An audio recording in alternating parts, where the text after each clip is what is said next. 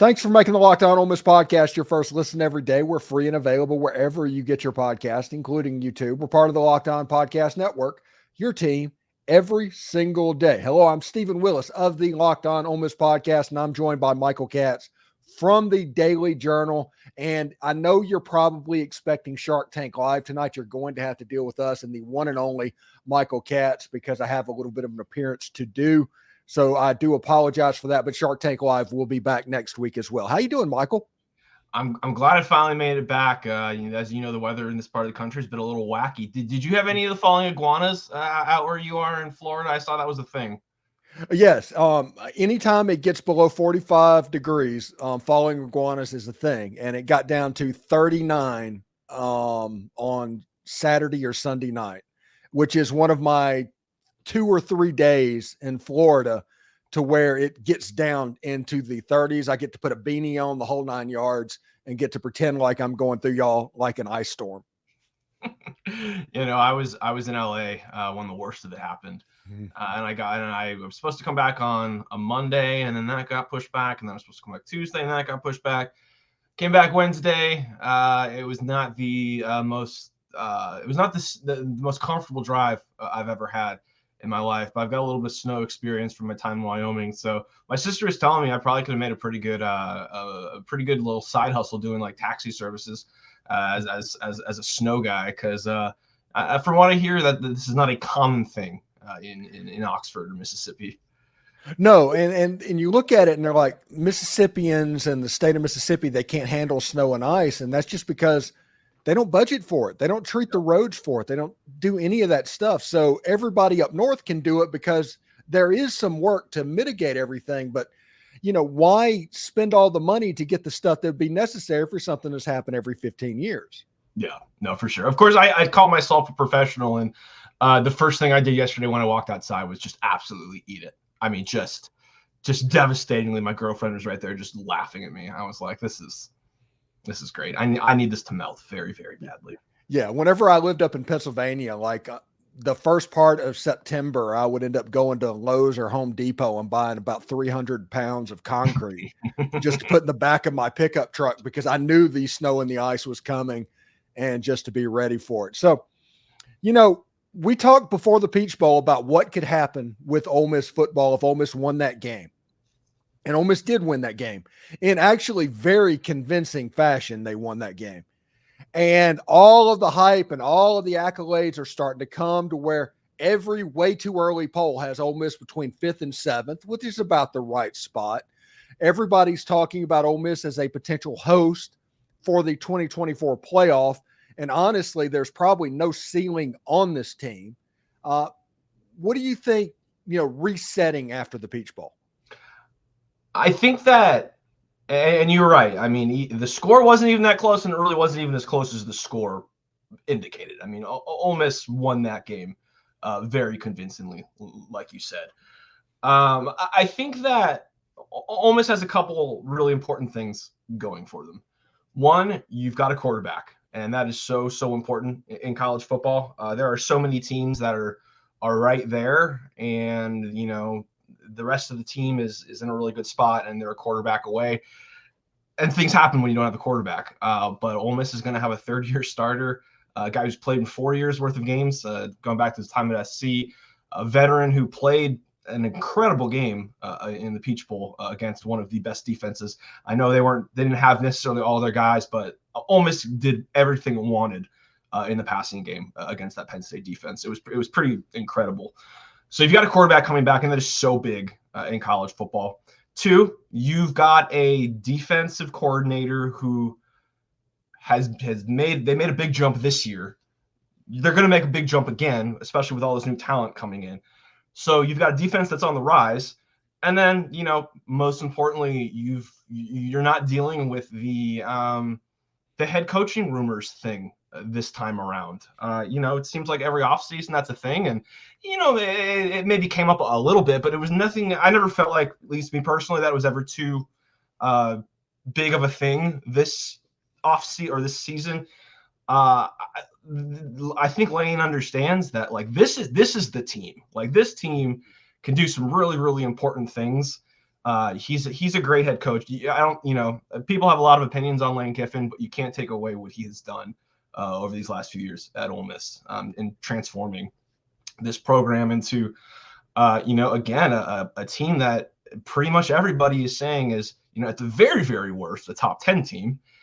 Almost everybody has them in the playoff, and a lot of places have them in the top 5 or 6. I mean, you have all of the key components, and I know that, losing Quinshon Judkins, that's tough.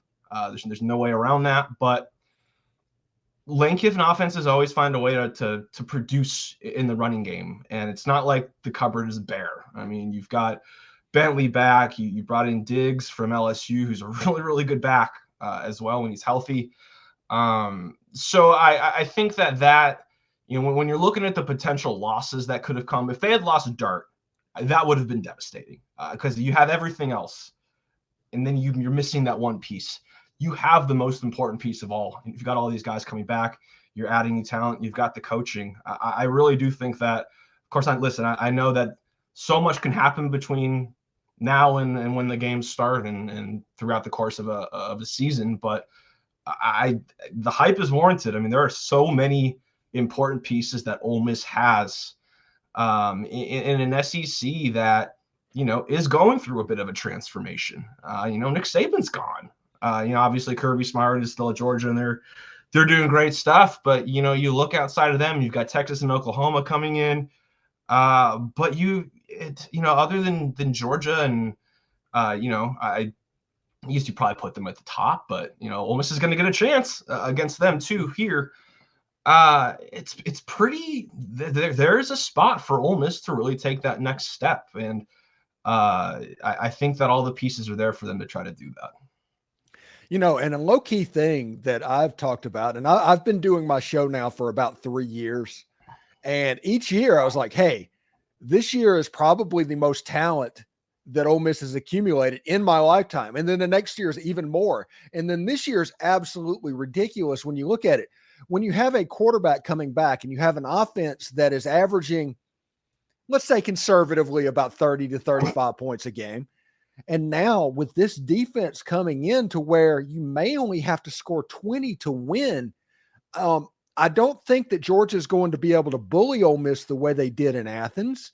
And nobody else on the schedule, Alabama is not on the schedule. It wouldn't matter what was going on. Those numbers on the side of the helmets that messes with Lane Kiffin for whatever reason, they're not on the schedule. That's probably the biggest win. But I do not think that Georgia, even though their whole defense is going to be top 100 players this year, I don't know if they're going to be able to bully it. And I mean, we're looking at Kirk Herbstreit, Chris Fowler, ABC primetime. That game will be the game of the SEC potentially in 2024. Yeah, I mean, you think back to that, and Lane has brought this up, that game against Georgia was a really huge moment for the program, because that was the sort of moment where you're good, but like, how do you become great? And that requires dudes, and Georgia had the dudes, and Ole Miss didn't have as many as they needed. And so what did Ole Miss do?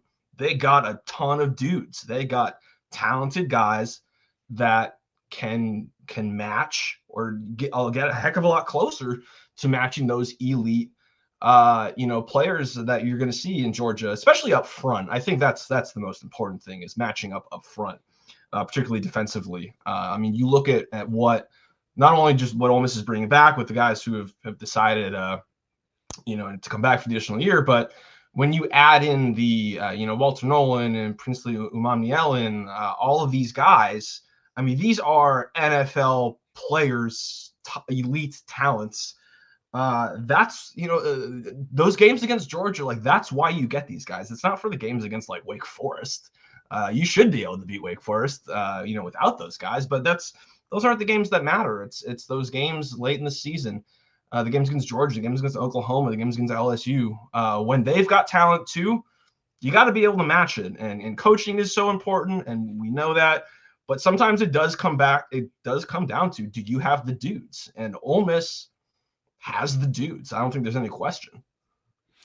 Let's change gears a little bit. We've been talking about football. Let's go on to the hardwood and the Chris Beard experience right now at Ole Miss. And what we have is a storyline that is developing and that is Ole Miss is a pretty good team at home. On the road, they are really struggling. Now, winning at Auburn and winning at Tennessee, that's a completely different story. Now, the LSU game, I would contend that's probably the black eye if they have one at the moment. But everybody's going to look at the score, and I'm like, nobody's going to remember the score at the end of the year. They're just going to say, oh, they lost at Auburn. They lost at Tennessee.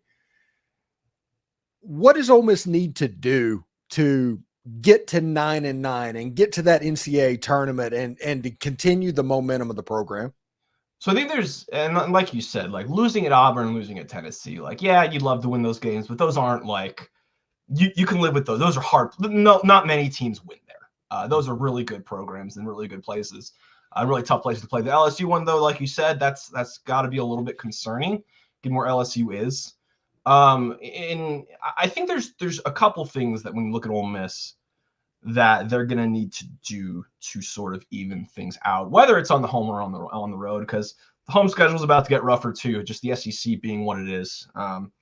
But rebounding has been an issue all year. They have been out rebounded. I think they have like it's like minus 2.5 rebounds per game. It's 290, I think, nationally, something like that. And in those games, in their 3 losses, they're getting out rebounded by 6 per game. So that's something that needs to change. And I don't know if it's something that happens overnight. I don't know if it's schematic. I don't know if it's players, but that is something that has been an issue, even in wins this year, but it's become really apparent in the losses. The other thing is it seems like teams cannot miss from 3 against Ole Miss in those losses. I think they're shooting 42% from 3. In those LSU, Auburn, Tennessee are shooting 42% from 3 and almost 51% from the field. Auburn shot almost 60. Yeah, no. And so I think it's, and again, shot making, and just sometimes guys hit shots, but that defending the 3, I know, is something that I think really drives coaches crazy, because sometimes you can have everything right, and it's one guy late on a rotation, and it's just a back-breaking moment, and it just sort of escalates from there. So I think defending the 3-point shot is something I'm going to be interested to see, because overall this year, I think they're only giving up 32%, which is pretty good. It's in like the top third nationally, but in those 3 losses, it's been really, really tough. And yes, I know quality of competition does change numbers, and obviously, playing against Tennessee is different than playing against some of the teams you played earlier. But I do think that's something that it's going to have to even out a little bit. I have Tim Thomas on my show, former Ole Miss basketball player, and he talks about basketball, unlike other sports, a home court in basketball is probably worth 10 to 12 points. What do you think about that with the home and the road that's going on with Ole Miss right now? I think, and I think the important thing is that home court is changing here a little bit. I think it is actually becoming a factor. For the last couple of years, let's be honest, it maybe wasn't as intimidating a place to play as it could be. But now that Ole Miss is sort of asserting itself and there's excitement around this program, I do think a home court advantage is starting to develop a little bit. But when you look at Tennessee and you look at Auburn, I mean, those places are absolutely insane. I don't know what LSU is at the moment, but that place can get insane for any sport at any time. They just need a reason to party. Yeah, exactly. I had on LSU gymnastics the other day, and it was like completely full, and I was like, okay, they don't really need a reason. Yeah, they'll figure out a way to get in there, but I do think it's huge, and that's why I think, you listen to every press conference that Chris Beard has, and at the end, it's always a message to the fans that we need you out at these home games. Because I think he understands that the louder it is, the more things can swing in your favor. Look at Ole Miss's next opponent's Arkansas. Obviously, it's here. Arkansas has had an incredible home court advantage the last few years under Eric Musselman. That place has been nuts. And so I think that he understands as well as anybody what even the smallest little things in such a good league and in such a high level of college basketball can make the difference. The more of an advantage, the louder you can get a place, I really do think it makes a difference. And Ole Miss has played at two really tough places. They're going to play in some more tough places. Ole Miss needs this to be a tough place. Yes, they need to hold serve a little bit at home for them to get to where they want to get in year one of this Chris Beard program building. And it starts tomorrow night with Arkansas, honestly. And Arkansas, they're what, 1-4 in the SEC right now. They're struggling, they're scuffling.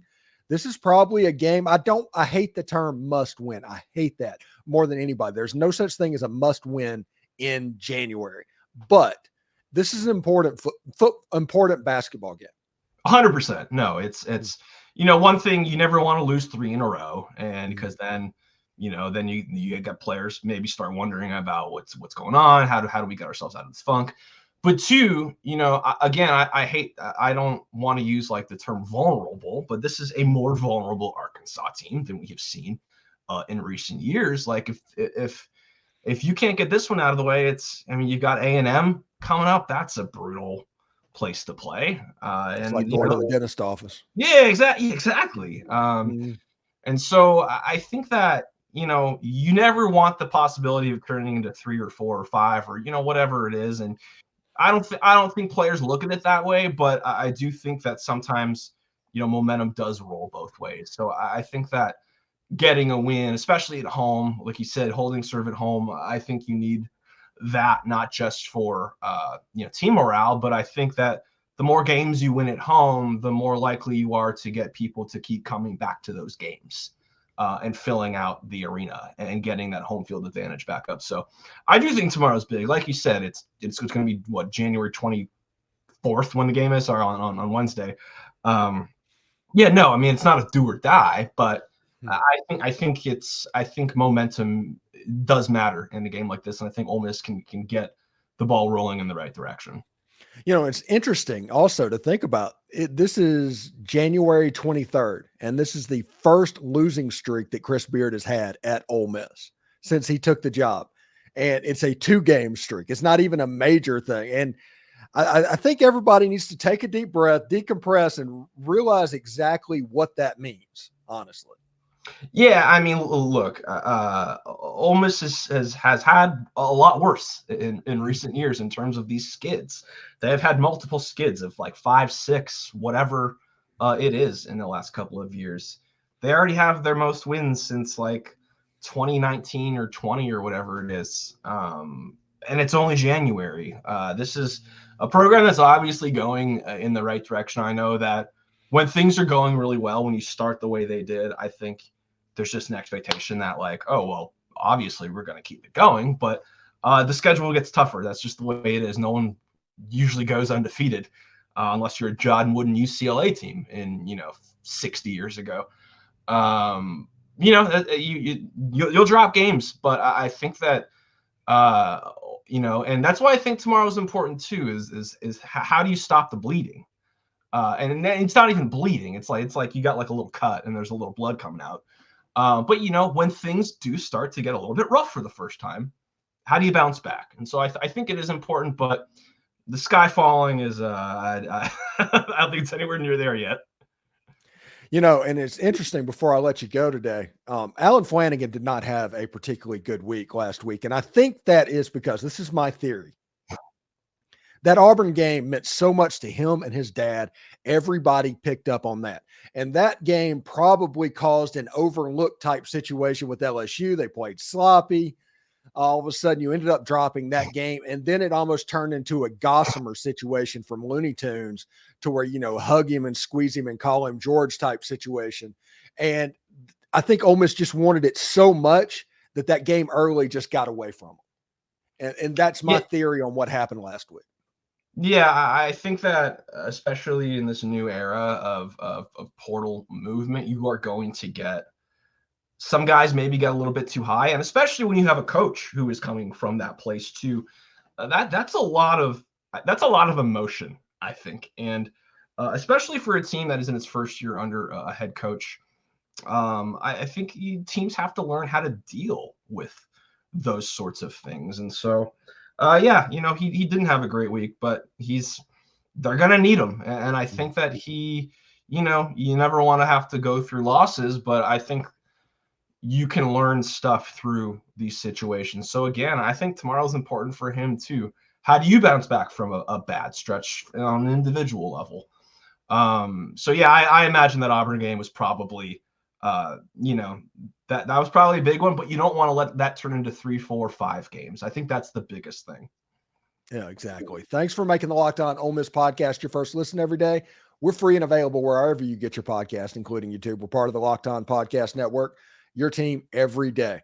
Michael Katz from the Daily Journal. Tell everybody what you got cooking down there. The reason I had all these basketball stats is because I'm doing a basketball story. So I decided to do some research right beforehand. So I'll have an analysis piece coming out in the next couple of days about kind of the good and the bad, what's been working, what hasn't over this little stretch here. And then, I'm always on call for a transfer portal thing. So, it's a 24/7 job, but somebody's got to do it, right? That's right. You do a fantastic job. The Daily Journal, give it a read as basketball analysis piece. And if Ole Miss gets some good news in the transfer portal, check him out there as well. Anyway, Michael, thank you so much for joining us, and we'll talk to you next time, buddy. Absolutely, man. Appreciate you. All right.